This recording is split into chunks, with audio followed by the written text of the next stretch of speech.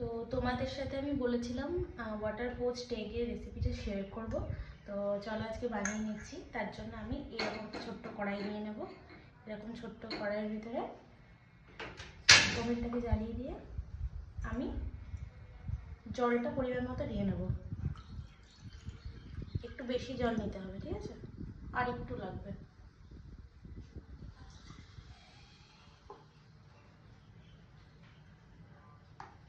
ব্যাস, এইটুকু জল নিয়ে নিলাম, ঠিক আছে? এবার জলটার মধ্যে, জলটা ফুটবে, তার মধ্যে আমি দিয়ে দেবো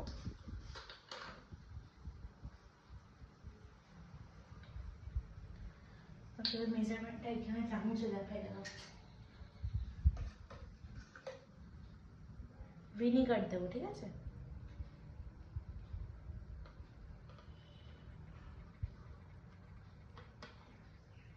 ভিনিগার নিয়ে তো জলটা ফুটছে, এখানে ফ্লেমটা একটু কমিয়ে দেবো। কমিয়ে দিয়ে দেবো ভিনিগার।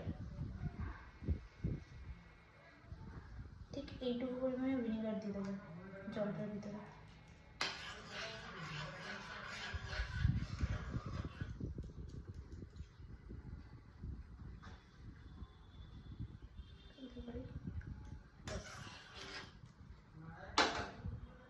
এইটুকু ভিনিগার দিয়ে দেবো।